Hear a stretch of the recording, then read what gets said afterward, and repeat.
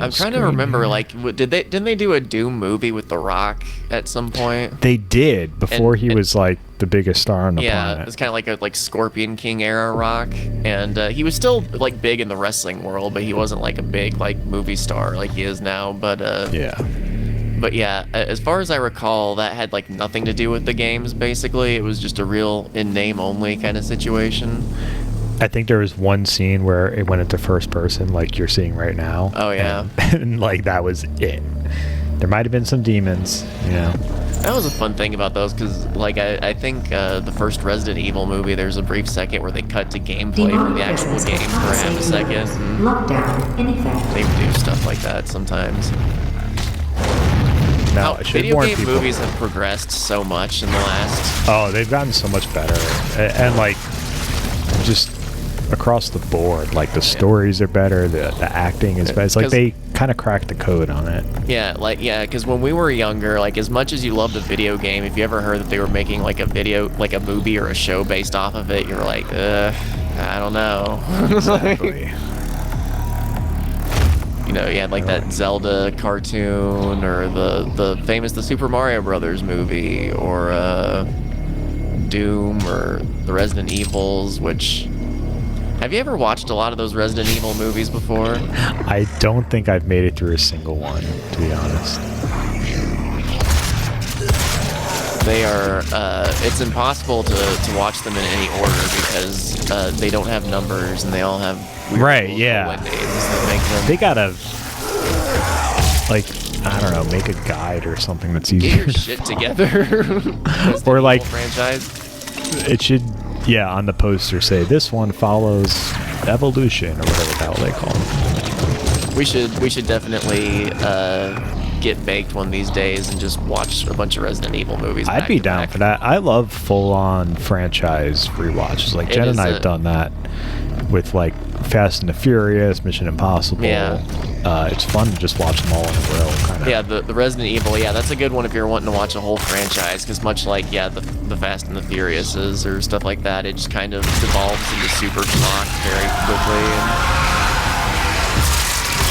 Oh no. So, I'd love to tell you the story of this game. I honestly, oh my god, I don't know. Other than you're like a military guy and you're shooting demons. It's a very Nine Inch Nails kind of vibe. I'm into it. And then these big things come along. I got really weapons here. Use. Don't I have like a rocket launcher? Yeah, here we go. Oh, you know what this music reminds me of? Speaking of Nine Inch Nails, we saw the trailer for the new TRON movie at Thunderbolts. Oh, that's right. What are your thoughts on that? I mean, I really like Nine Inch Nails. I think that's kind of cool that that's like their next It's thing. a good get if you can't get Daft Punk for sure. Yeah, like I thought Daft Punk was a good choice too. I was wondering how they were going to replace them, but you know, I just don't give a fuck about Jared Leto. That's the thing. Once you introduce Leto into your movie, I'm skeptical. Once you let Leto in, then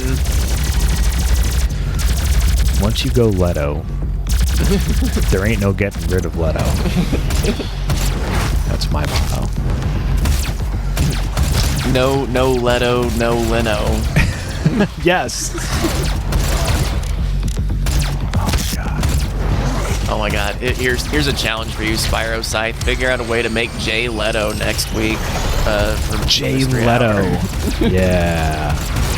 Please. Jay Leto, Jesus. Jared Leto and Jay Leto do have similar energies to them. They're probably both creeps too, right? I bet Leno, you get to know him, he's just the biggest asshole. Hey, did you hear I'm gonna play Michael Morbius in the new Sony movie? You seen this? You heard about this? You heard of my band 30 Seconds to Mars? Have you... Apparently Joe Rogan is like friends with Jared Leto. Of course. And on multiple occasions, there's been, like, guests have brought up, like, how Jared Leto has a reputation of being a creep, and Joe Rogan just shuts them down. He's like, no, shh, no, he's a good guy. He's a good guy. he's just a weirdo that like mails like dead rats and condoms to his co-stars and. No, there's no excuse for it. He's a total creep. The best thing he ever did was Requiem for a Dream. Yes. That is an amazing movie that I've seen only You can't once, take that away from and him. I can't watch it again, and I have no desire to rewatch it, but the one time I did, it stuck with me, so. It's also weird that one of the Wayans brothers is in that and does a really good job. And is great in it. I know, for all, like, you know, Wayans brothers have made some really bad movies. Like, I do find Marlon Wayans very talented and funny when he's in the right thing, you know? Yeah. It's just they both do so much crap. Well, I guess, I don't know what Sean Wayans is up to lately, but didn't they make like they made more scary movies, but I think so, yeah. Haunted House or something? Oh yeah, that one's trash. I think they got the rights to Scary Movie back though, and they're doing more of those, yeah, with the Wayans. Which all my favorite Scary Movie ones are the ones that the one Zucker brother did after the Wayans left. Like, have you ever seen Scary Movie 3 before? I don't think I've seen any of them. It's done by one of the Zuckers, like the guys that do like Airplane and stuff like that. And Charlie Sheen plays Mel Gibson from the movie Signs. And it is super funny. It's got like great classic Zucker gags in it. There's this one scene where he's talking to the sheriff, and the sheriff's wearing, you know, like one of those big like sheriff hats with a big rim, and every time it cuts to Charlie Sheen and cuts back to the sheriff, the hat is like a little bit bigger until by the time they're leaving, she can't even fit her head in the car because her hat is so big. Oh wow. Hey, JPO 2022 just resubscribed for 10 months. Thank you, JPO. Yeah, listen to this soundtrack. Mando Crow says he's okay in Fight Club. He is okay in Fight Club. I also like him in, what's it, American Psycho? Oh, right. That's right. All right, he's been in some good movies. Yeah. He's just a total creep. My So-Called Life, you know? Jen is obsessed with that show. She was like the same exact age as Claire Danes. Demonic presence eliminated. No, that tracks. Disengaged. His band does suck, though. I cannot. Band isn't good. I had a friend who was dating a girl who was obsessed with them. Ugh. And she's about what you'd expect. What if I wanted to break? Do not be alarmed by the system update. What's the chat saying? Yeah, I'm reading it right now. Voking Girl says, I always find Doom awesome. I do, too. I'm sorry for the jolt. But yeah, you can't treat your coworkers like that. Voluntarily. I'm Dr. Jared Leto's overrated. Tron in the real world seems so stupid to me, Bendale says. I hope they're in a GTA game. Yeah, that's the plot of the new one, is that it's just Tron in the real world, and I don't... Oh. I think that's... Half the fun of Tron is going into the Tron world. It's like when they did the He-Man movie, and they spent half of it, like, on Earth with, you know, Courtney Cox and the one guy from Star Trek Voyager. My introduction to Tron was in the Simpsons Halloween special when Wiggum asked if anyone's ever seen, or Homer asked, has anyone seen Tron? And like, Wiggum's like, yes. No, I mean, no. No. Yes. I mean, no. Was Tron like a bomb when it came out? Oh, yeah. So why does it have such esteem now? Like, people like... I think it's just got like nostalgia. Yeah, like it's got like those visuals that people recognize from the time, but it wasn't like good. It's like, did you ever see The Black Hole by Disney? Yeah, that was like a Star Wars ripoff, right? Yeah. Or like the robot's fun, you know, it's fun to like see it pop up in the background of something as an Easter egg, but nobody would ever ask for a Black Hole reboot, you know? It's coming though. You know they're gonna push that on. I'm surprised there hasn't been like a Disney Plus series or something. But yeah. I don't know. From it, we learned how to I do like that Tron Legacy though. That's a good movie. People don't get that was the Daft credit. Punk one. Yeah, that was the Daft Punk one. Yeah, I still never saw it. It's pretty good. I'm a big fan of it. But they keep trying to make Tron work, and it's just never worked, and the public does not want it. It ain't gonna work. For years. Hey, everyone watching, you should know that tomorrow night we have an all-new Matt TV. Oh, yeah, that's the thing I'm doing. Matt is doing. We had a hole in our calendar. dumb-industries.com/MattTV, completely free. You just got to put your email in there to access. Yep, I'm gonna be on the website spinning some music videos. So, and I've already got a big bunch of them planned. So That's exciting. it's it's gonna be a good time. We have a lot of fun doing those. I'll try not to keep everybody too late, but you know me, I get carried Dan away. Molly says, I saw Tron at a drive-in. That's cool. That's awesome. You know, I've only seen like maybe 5 or 6 movies at a drive-in, but I remember every single one of them. I've never been to a legitimate drive-in before. I would love to do that. All right, I saw Alien 3. Sick. Memoirs of an Invisible Man. Run, or like What? Are these like the original run when they were out, or okay? Yeah, Memoirs of an Invisible Man. I saw. That might have been it, actually. I've been in like some situations where it's like outside and it's like an approximation of a drive-in, but I've never been to like a legit, like you're in the car and you got the speakers, So or you got your radio tune. My parents just moved, and the neighborhood they just moved to has an abandoned drive-in theater. It's not abandoned, but it's like if it's for sale, it's not currently being used. And every time we pass it, I'm like, should we do it? Matt, should we do it? Should we open up the dumb drive-in theater? That would be, oh my god, that'd be so good. But if I've learned anything from basically everyone I know who's tried to own a venue in the last couple of years, it looks like a giant pain in the ass. Yeah, I'm not gonna. Exactly. I just have to remind myself that I'll probably regret the decision. But it would be so awesome if we could curate like a drive-in. Yeah. We need to do something else at Rosendale Theater again. That's Yeah, we will someday. It'll happen.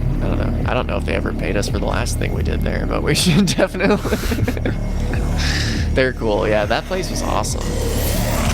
See, like stuff like that is more a vibe to me. Yeah. That place reminded me a lot of. I used to live in. I guess it was Western North Carolina, near the Flat Rock Playhouse, if anybody's ever been there before. And it's like one of those playhouses that's just like old as crap, and when you're just in there, it just feels super old. And they do these great community theater productions, and it's pretty dope.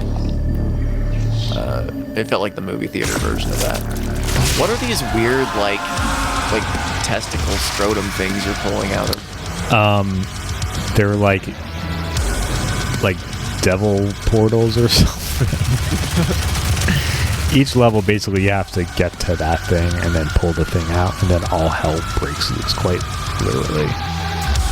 New Rushmore Yankee says they saw Batman Returns and What About Bob at the same night.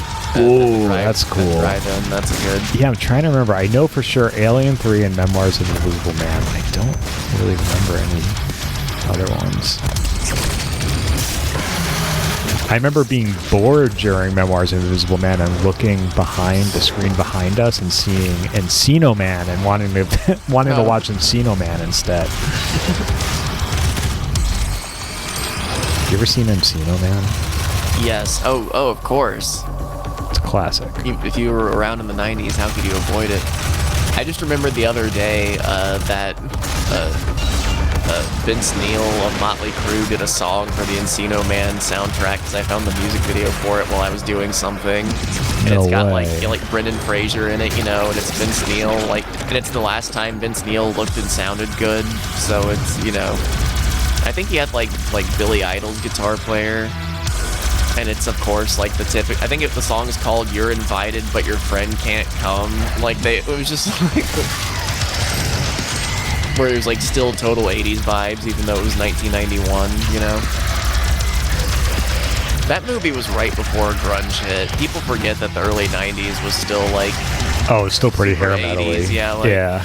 Like I think Warrant's Cherry Pie came out in 1991. Yeah, it really wasn't until like 91 that everything 90 changed. Well, yeah. I guess Nevermind was, yeah. Well, Nevermind came out, but then it wasn't until like 92, 93 where like that was everything. Like Pearl Jam, Stone Temple Pilots, everything Alice in changed Chains. over. You know what's a lot of fun to do is to just go through on Spotify. I've done this a couple times and just go through older bands from the 80s, like those hair metal bands, and see what they did in the 90s to try to keep up during the grunge thing. Because it's some of them are so hilarious. Because I think Warrant put out an album where they tried to do a grunge thing and it's awful. Oh no. Motley Crue famously got a new singer and tried to put out a grunge album, which is okay. But then they brought Vince Neil back and made an embarrassing like alternative album. Generation Swine, which is god awful. Who else put out? Like, I think the Bee Gees tried to do a weird grunge album of all bands. Like, really? It's like I mean, well, it's I don't think it's like grunge, but it's like definitely more like alternative. And on the album, they're all like wearing flannel and. Oh boy, you know the Bee Gees. They get a lot of shit, but their first few albums are amazing. Like, I don't know if you've ever listened to like really early Bee Gees, but they were just like an amazing rock band, like psychedelic rock band. And then disco thing happened, and then everyone hated them. But even their disco stuff is awesome. I think they're great. Yeah, there's I mean, you show me any other man that can hit those types of high notes, you know, like. Nobody gets too much heaven. I'm so out of ammo. I need ammo. I also really like Andy Gibb, their brother. He had some good songs. They all seem like pretty awesome dudes. I don't know, but yeah, like speaking of like, you had the 80s bands trying to fit in for the 90s, but then you also, it's fun to go down rabbit holes sometimes with the 70s bands trying to adapt to the 80s, like Ozzy during the 80s when you find those music videos of him where he's like got the big glammed up hair and. I just dead. I'm all over the place tonight. I really need to be on Adderall. Let's see. Dan Wally says 1991, the year punk broke. That is a great documentary. It's got Sonic Youth, Dinosaur Jr. I love that movie. Everyone go watch it if you could find it. It's probably on YouTube. You know what we need to watch for something is the downfall of Western civilization Part 2. Oh yeah, I haven't seen that in a while, but that is amazing. All of those are pretty good.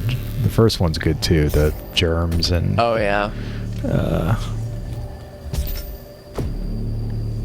I've definitely used the clips before of Ozzy from that where he's making breakfast and he's like talking to the camera and he's just like pouring milk and it's like not even hitting anywhere close to the bowl and Ozzy.